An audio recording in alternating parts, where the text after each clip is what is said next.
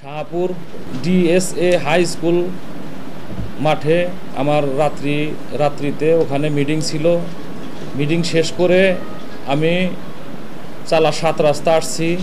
চালা 7 রাস্তা আমার একটা পার্টি অফিস ছিল। ওই পার্টি অফিসে আমি কিছুক্ষণ বসা শেষ করে আমি বেলকুচি ইউনিয়ন পরিষদের সম্মুখে ওইখানে ইঞ্জিনিয়ার আমিরুল সাহেবের গাড়িবহর ছিল, 40 থেকে 50টা গাড়িবহর ছিল। ওখানে লোক ছিল মনে করেন যে প্রায় 70-80 জন। আমরা যাওয়ার সময় 7-8টা হুন্ডা ছিল আমার সাথে।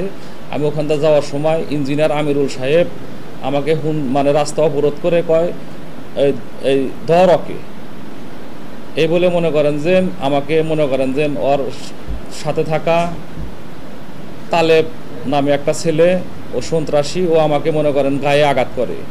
গায়ে আঘাত করার পরে আমি রাস্তার থেকে মনে করেন কেটে হুন্ডায় বের হয়ে থানায় আশ্রয় নেই। ইন দিস টাইম আমার ওখানে লোক ছিল 10-15 জন। তাদেরকে মনে করেন যে মেরে 2-3 জনের মাথা ফাটিয়েছে। 1-2 জনকে পিঠে মনে করেন রড দেওয়া বাইরায়া রক্তাক্ত অবস্থায় করেছে। তাদেরকে 2 জনকে আমরা 3 জনকে আমরা এদিকে সিরাজগঞ্জ মনসুর আলী মেডিকেল কলেজ হসপিটালে ওখানে ভর্তি করানো হয়েছে।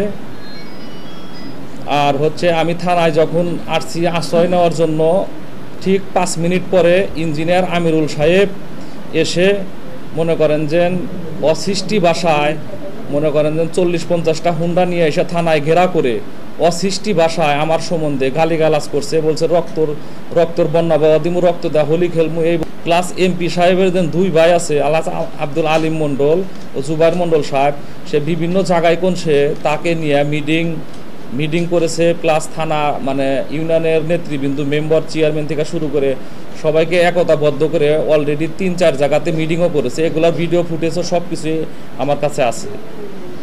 আর মনে করেন যে আমি এই নির্বাচন চলাকালীন পর্যন্ত এখন পর্যন্ত আমাকে হুমকি দামকি পান্নাসের হুমকি দামকি দিয়েই যাচ্ছে, কিন্তু আমি কোনো রকমের পাল্টা একটা জবাব দেবো আমি তাও দিই না। কেননা আমি চাচ্ছি যে নির্বাচনটা যান খুব সুন্দর পরিবেশে যান, শান্তিপূর্ণভাবে যান এই নির্বাচনটা শেষ হয়ে যায়।